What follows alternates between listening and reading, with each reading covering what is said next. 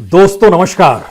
ये दौलत भी ले लो, ये शोहरत भी ले लो, भले छीन लो मुझसे मेरी जवानी, मगर मुझको लौटा दो बचपन का सावन, वो कागज की कश्ती, वो बारिश का पानी। बेहद खूबसूरत नज्म है ये, सुदर्शन फाकीर की नज्म है। जगजीत सिंह और चित्रा सिंह की आवाज में आपने सुना भी होगा। लेकिन जरा कल्पना शुरू कीजिए, सावन का महीना चल रहा है, बारिश भी समूचे देश में हो रही है, लेकिन बच्चे क्या उस सावन के महीने को और बारिश के पानी को और कागज की किश्ती को महसूस कर पा रहे होंगे? क्या भारत वाकई डिजिटल हो गया है? क्या भारत में एजुकेशन पूरे तरीके से ऑनलाइन हो चला है? या फिर हमने कोई इंफ्रास्ट्रक्चर इससे पहले एजुकेशन का बनाया ही नहीं, तो कोविड के काल में संकट जब घरों में कैद रहने का आ गया तो स्कूलों की चौखट पर जाने के लिए बच्चे चाहे तरसते रहे। लेकिन अब तो 17 महीने बीत चुके हैं। 17 महीने यानी 68 हफ्ते, यानी 1 बरस 5 महीने। और इतने लंबे वक्त तक जरा कल्पना कीजिए, इस देश में कितनी बड़ी तादाद में बच्चे घरों में ही कैद रहे और अभी भी हैं, क्योंकि हमारे पास कोई इंफ्रास्ट्रक्चर नहीं है। हमने कभी ध्यान दिया ही नहीं कि किसी भी मुश्किल वक्त में प्रोटोकॉल के तहत ही बच्चों का विकास कैसे किसी देश में होना चाहिए, इसके लिए हमारे पास बजट नहीं है, इसके लिए हमारे पास कोई विजन भी नहीं है और शायद हमारी जरूरत भी नहीं है। 17 महीने किसी बच्चे की जिंदगी में, और वह भी ऐसे मौके पर जब वह अपने दोस्तों से मिलता हो, देखता समझता हो वातावरण को, तितलियों को देखता हो, भंवरों को महसूस करता हो, घास पे खेलता हो, आसमान में बादलों को मंडराते हुए भी देखता हो और बारिश को भी देखता हो। हमें लगता है कि आज आपको शुरू में एक गीत सुनाते हैं। जब भारत में सर्व शिक्षा अभियान शुरू हुआ, 1 दशक से ज्यादा का वक्त उसमें हो चुका है, तकरीबन 2 दशक हो गए हैं जब सर्व शिक्षा अभियान शुरू हुआ। उस समय एक विज्ञापन जारी किया गया भारत सरकार की तरफ से, और बच्चों का उल्लास, बच्चों का उत्साह, बच्चों की जिंदगी जीने के तरीके को उसमें पिरोया गया। स्कूल चले हम। वाकई गीत बड़ा शानदार है और शायद उसमें बच्चों की जिंदगी जिस उम्मीद, आस, उत्साह, उल्लास के साथ आसमान तले स्कूल जाने के लिए मचलती है, वो शायद आज के वक्त में बच्चों के भीतर वैसा उत्साह है या नहीं है। क्योंकि दुनिया का सबसे बड़ा स्कूल तो भारत ही है। यूरोप के कई देश भारत में समा जाएं, इतनी बड़ी तादाद में यहां के बच्चे स्कूल जाते हैं, लेकिन सब चीजों पर ब्रेक लग चुकी है। हमने कोई इंफ्रास्ट्रक्चर जब डेवलप नहीं किया, इस बात का जब हम जिक्र कर रहे हैं, तो हमें लगता है कि आज बहुत सारी बातों को जानने की जरूरत है। पहले तो यह समझिए कि इस देश के भीतर में 25 करोड़ बच्चे इस देश में स्कूल जाते हैं। 25 करोड़ बच्चों की तादाद कोई छोटी मोटी नहीं होती है, लेकिन इस दौर में स्कूल जा नहीं सकते हैं क्योंकि कोविड महामारी का डर है।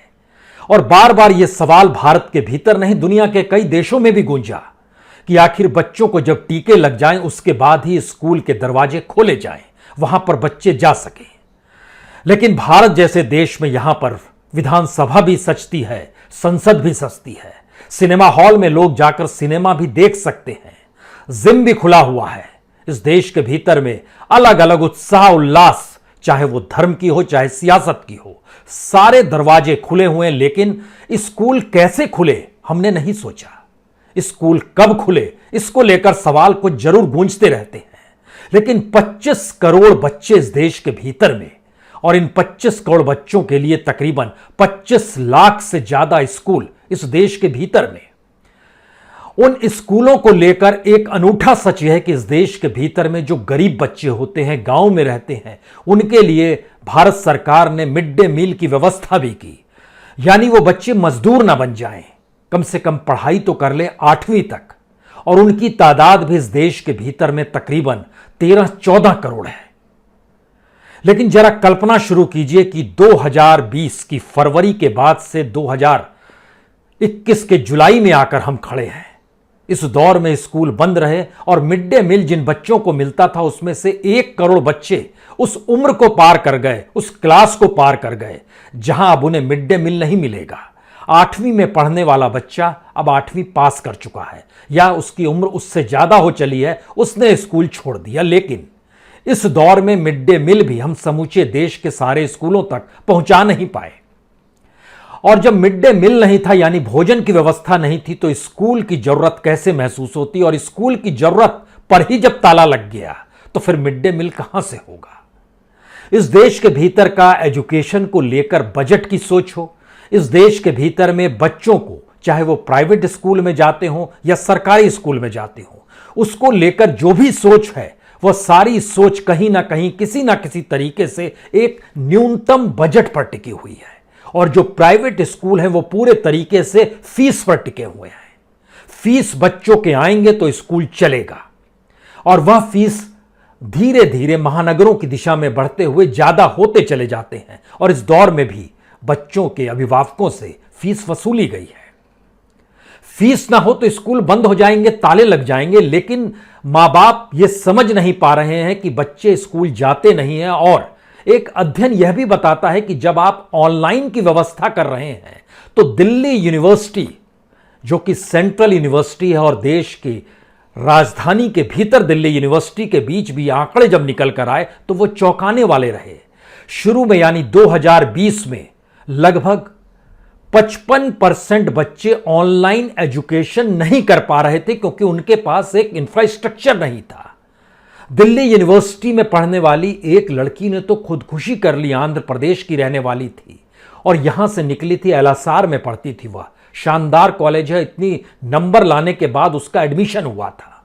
लेकिन जरा कल्पना शुरू कीजिए, उसके पास लैपटॉप नहीं था, वो पढ़ाई नहीं कर पाई।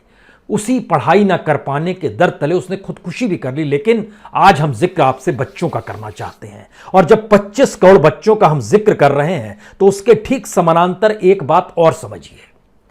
इस महामारी के दौर में दुनिया भर में तकरीबन 15 लाख ऐसे बच्चे हैं जिन बच्चों ने अपने अभिभावकों को खो दिया। किसी ने माता को खोया, किसी ने पिता को खोया, किसी ने माता पिता दोनों को खोया।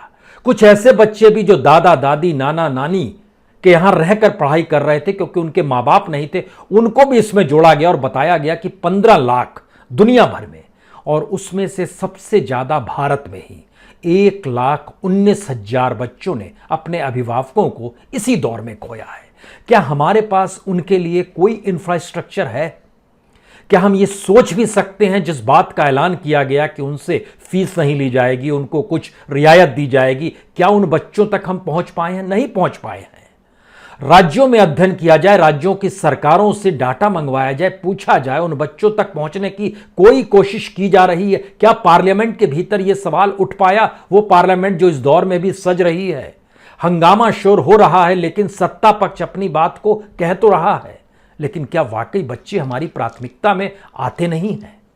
यह सवाल इसलिए भी कहीं ज्यादा बड़ा हो चला है क्योंकि बच्चे आने वाले वक्त में किसी भी देश का भविष्य भी होते हैं और उन्हीं के विजन से देश चलता भी है। लेकिन इस दौर में जो भी उन पर सिवाय सिर्फ शैक्षणिक नुकसान का नहीं है, चौमुखी विकास का है, उस मानसिक परिस्थितियों का है जिसमें बच्चे का विकास होता है। ब्रिटेन में बहुत सोचा गया इस पे, और उसके बाद छोटे बच्चों का स्कूल सबसे पहले खोला गया। अमेरिका में सबसे पहले खोला गया। यूरोप में छोटे बच्चों का स्कूल सबसे पहले खोला गया। ये अलग बात है, वहां पर प्रोटोकॉल मेंटेन करने का इंफ्रास्ट्रक्चर मौजूद था और सरकार के पास एक बजट भी था जिसके जरिए बच्चों के लिए स्कूल के दरवाजे खुले, बच्चे आपस में मिले, उनका विकास हो, वो भाषाओं को सीख सकें, वह समाज की संवेदनाओं को जान सके, वो शायद अमीरी और गरीबी की परिस्थितियों को भी जान सके, एक संवाद बने आपस में। यह बच्चों के विकास के लिए जरूरी होता है। लेकिन इस देश के भीतर में बच्चे प्राथमिकता में नहीं आते हैं।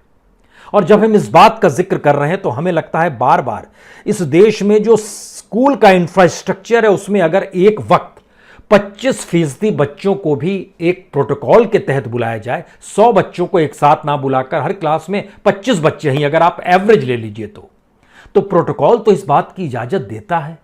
लेकिन दूसरा सवाल यह है कि हमने ऑनलाइन की जो व्यवस्था की, क्या समूचे देश में 25% बच्चे भी उस डिजिटल इंडिया को जी पा रहे हैं, उस इंटरनेट को जी पा रहे हैं, उस मोबाइल और लैपटॉप को जी पा रहे हैं? नहीं जी पा रहे हैं। जो हमने आपसे जिक्र किया, 25 करोड़ बच्चे इस देश में स्कूल में जाते हैं। और जब सर्व शिक्षा अभियान शुरू किया गया था तो मानकर चला था गया था कि इस देश में कोई बच्चा ऐसा नहीं होगा जो घर में बैठेगा, हर बच्चा स्कूल जाएगा। लेकिन मौजूदा वक्त में सबसे बड़ी त्रासदी हमारी बच्चों को लेकर ही है। उनको लेकर कोई दृष्टि क्यों नहीं जाती है? क्योंकि दुनिया के भीतर से पहले जब भारत में झांकेंगे तो वाकई यूरोप के कई देश उसमें समा जाएंगे। जब हम इस बात का आपसे जिक्र कर रहे हैं तो दस्तावेजों में देखिए, भारत के दस्तावेजों में जिक्र है कि 23 करोड़ 98 लाख बच्चे 2020 में इनरोल्ड हैं, जो कि स्कूल जा रहे हैं, स्कूल में ऑनलाइन की पढ़ाई ले रहे हैं। ऑनलाइन उनके लिए उपलब्ध है लेकिन ले नहीं पा रहे हैं।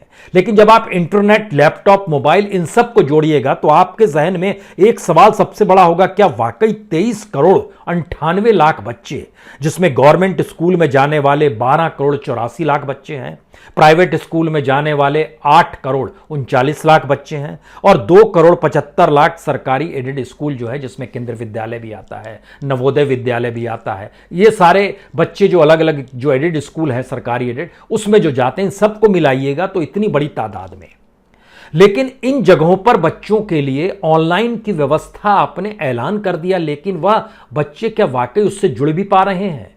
और अगर नहीं जुड़ पा रहे हैं और उनकी संख्या उस प्रोटोकॉल के मात्रा भी कम है, जो प्रोटोकॉल अगर आप स्कूलों में भी लागू कर देते तो भी वहां पर 10% ही से शुरुआत होती, लेकिन उस दिशा में सोचना तो चाहिए था, नहीं सोचा गया। सरकार कहती है कि हमारे पास 14,94,052 स्कूल हैं, यानी तकरीबन 15 लाख स्कूल है, और उसमें वह स्कूल जो शिशु मंदिर टाइप चलते हैं, अगर उनको जोड़ दीजिएगा और उस तरह के पूरे देश भर में जोड़िएगा तो तकरीबन 25 लाख स्कूल हैं। अब यहां पर सवाल सबसे बड़ा यह आता है कि इस देश के भीतर में स्कूलों की तादाद जिस संख्या में मौजूद है, उसके ठीक समानांतर इस देश का, हमको लगता है एक क्षण के लिए बजट भी देख लीजिए, उसके बाद हम उन परिस्थिति पर आ पाएंगे कितना बड़ा असर इस देश के भीतर में बच्चों पर पड़ रहा होगा। और एक स्कूल जब खुले हुए थे तो एक साइकिल थी, एक जो चल रही थी, घूम रही थी, लगातार बच्चे स्कूल जाते थे, सुबह निकलते थे, जाते थे, फिर घर लौटते थे, एक उनका जुड़ाव था समाज के साथ। लेकिन इस दौर में तो बिल्कुल नहीं है।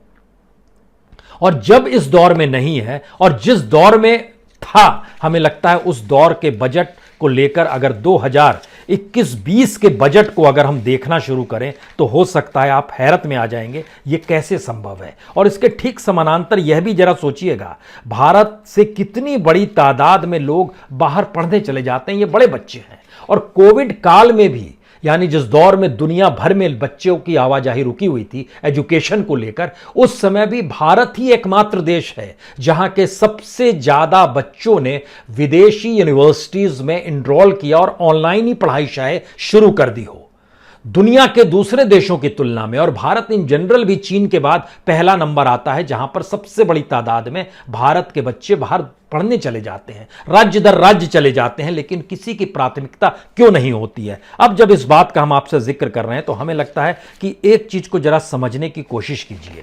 भारत में स्कूल को लेकर इस बरस जो बजट बनाया गया वो सिर्फ 31,000 करोड़ का है, एजुकेशन का, स्कूलों का बजट, हायर एजुकेशन का नहीं, स्कूलों का बजट। इसमें से 11,500 करोड़ सीधे सीधे माइनस कर दीजिए मिड डे मील के लिए, यानी कुल मिला के 20,000 करोड़ में समूचा हमारा स्कूली एजुकेशन, जिसमें 25 करोड़ बच्चे स्कूल जाते हैं, उनके लिए व्यवस्था है। कुछ राज्यों का बजट भी जुड़ेगा उसमें, लेकिन हम केंद्र सरकार के तौर पर आपसे बात कर रहे हैं। और उसमें जब केंद्र सरकार के बजट को आप देखना शुरू कीजिएगा तो आप हैरत में आ जाइएगा कि जो teaching learning result of states को सुधारने के ऊपर 485 करोड़ रुपए खर्च किए गए, मेरिट स्कॉलरशिप के लिए हमारे पास 350 करोड़ है पूरे साल का, और केंद्रीय विद्यालय के लिए 6,800 करोड़ है, नवोदय विद्यालय के लिए 3,800 करोड़ है, एनसीईआरटी के लिए 500 करोड़ है।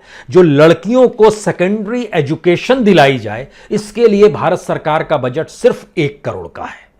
जो शिक्षकों को अवार्ड दिए जाते हैं जो कि बेहतरीन पढ़ाते हैं, उनके लिए हमारे पास सिर्फ 1.5 करोड़ का बजट है। जो डिजिटल बोर्ड बनाना है, जो ऑपरेशनल में लेकर आना है, उसके लिए हमारे पास सिर्फ बजट 1 करोड़ रुपए का है।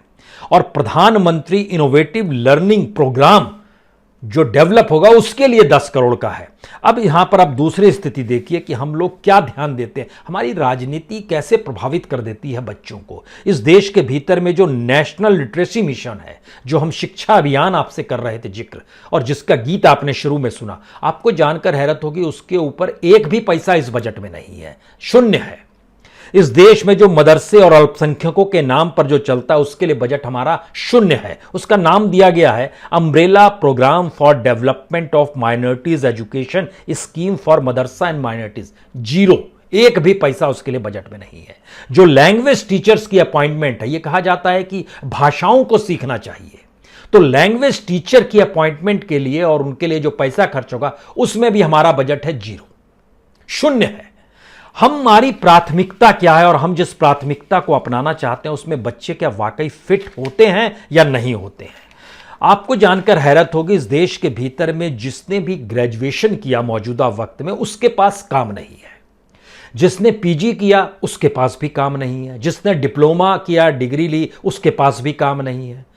इस देश में बेरोजगारी है, यानी काम नहीं होना एक तरफ। और जब हम मिड डे मील का आपसे जिक्र कर रहे थे, जिसके दायरे में इस देश के तकरीबन 14 करोड़ बच्चे आते हैं, उसमें से 1 करोड़ बच्चे एक झटके में इस कोविड काल में जब उसके दायरे से बाहर निकल गए तो उन्हें पता ही नहीं चला सिवाय इसके कि उनकी मिड डे मील बंद हो गया। इसके अलावा उनकी जिंदगी पर दूसरा कोई असर नहीं, क्योंकि एजुकेशन और बच्चों का जिंदगी हमारी प्राथमिकता में नहीं आता है।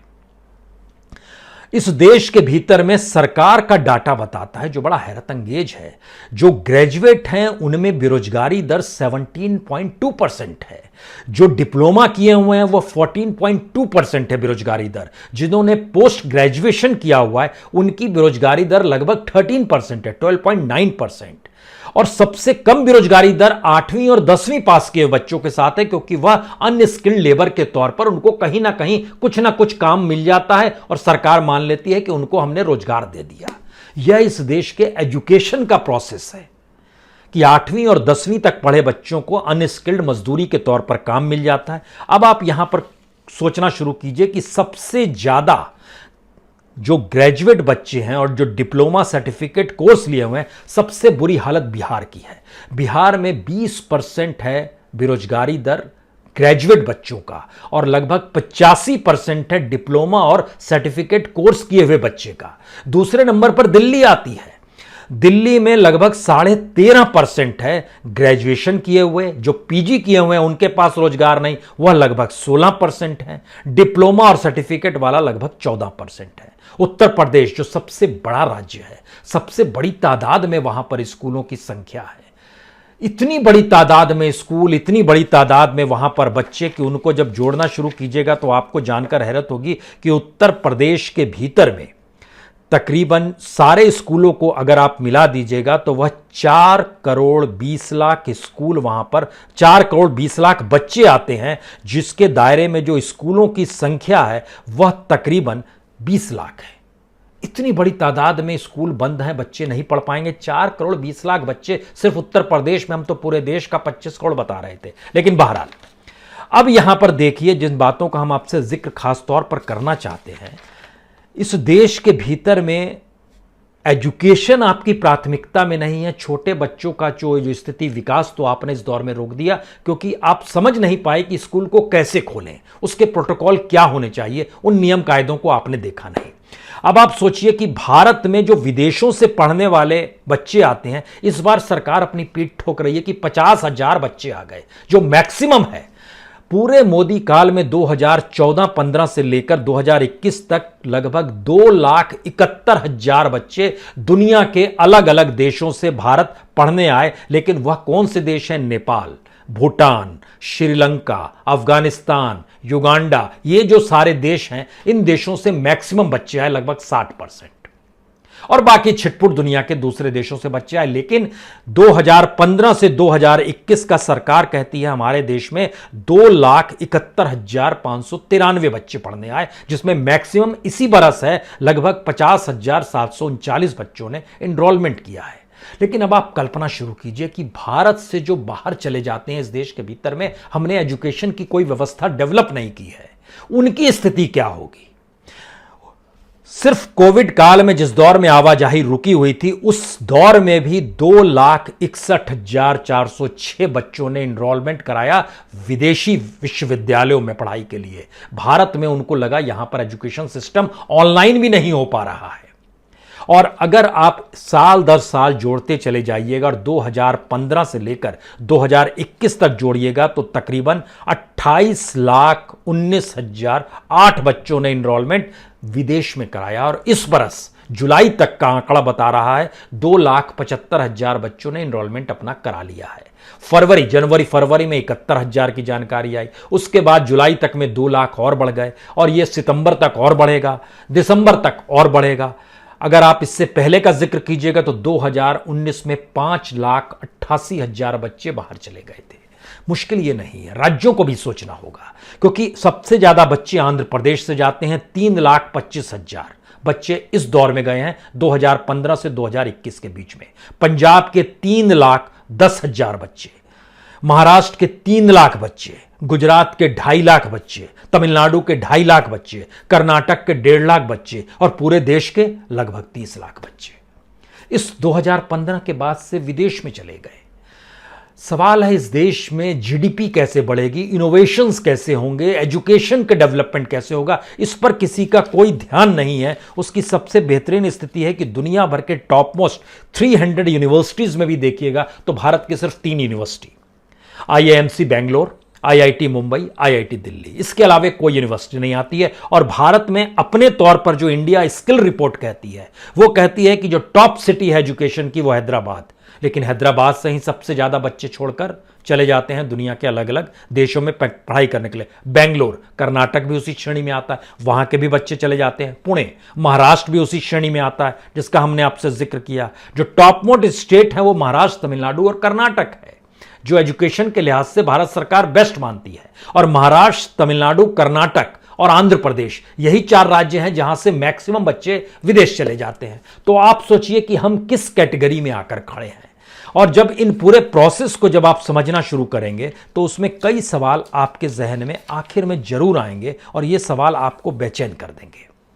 बेचैनी इसलिए क्योंकि इस देश के भीतर में एजुकेशन को लेकर बाहर पढ़ाने के लिए जो माँ बाप कमाते हैं वह मैक्सिमम उसमें ब्लैक मनी का भी हिस्सा होता है। जो लोग घूस लेते हैं, ब्यूरोक्रेट्स के बच्चे हैं या पॉलिटिशियंस के बच्चे हैं, वह भी एक अलग इकोनॉमी है। लेकिन सबसे मुश्किल तत्व क्या है, दुनिया में चाहे अमेरिका का जिक्र कीजिए, ऑस्ट्रेलिया का जिक्र कीजिए, ब्रिटेन का जिक्र कीजिए, जर्मनी का जिक्र कीजिए, कनाडा का भी जिक्र कीजिए, इन जगहों पर लोग मानकर चलते हैं, गवर्नमेंट मानकर चलती है कि एजुकेशन, स्किल और एजुकेशन के जरिए इनोवेशंस जो होते हैं वह जीडीपी में लगभग 3% तक इजाफा कर सकते हैं।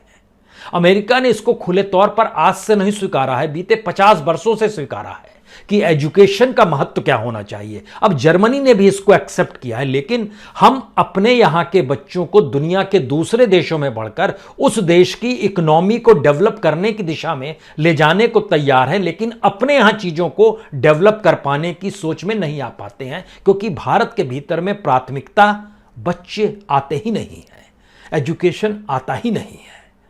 यानी सिनेमा घर खुल जाएगा, जिम खुल जाएंगे, स्टेडियम खुल जाएंगे, बाजार खुल जाएंगे, गंगा स्नान करने के लिए जाइएगा वह भी खुल जाएगा, तमाम चीजें खुल जाएंगी। इस देश में पंचायत से लेकर लोकसभा चुनाव तक हो जाएंगे, विधानसभा खुल जाएगी, लोकसभा खुल जाएगी, संसद खुल जाएगा, सब कुछ खुल जाएगा। सरकारें बदलेंगी, सरकारें आएंगी, लेकिन इनकी प्राथमिकताओं में स्कूल नहीं है, बच्चे नहीं है। और यह एक ऐसी परिस्थिति को भारत भोग रहा है जिसमें अगर आने वाले वक्त में ये 25 करोड़ बच्चे, अभी तो सिर्फ 17 महीने हुए हैं, जरा कल्पना करके कोई भी इस देश में बता सकता है कि कितने महीने के बाद सारे स्कूल खुल जाएंगे? कोई नहीं बता पाएगा। यह स्थिति इस देश की सबसे त्रासदीदायक है। कभी इसको प्राथमिकता के साथ सोचना भी चाहिए। बहुत बहुत शुक्रिया, बहुत बहुत शुक्रिया।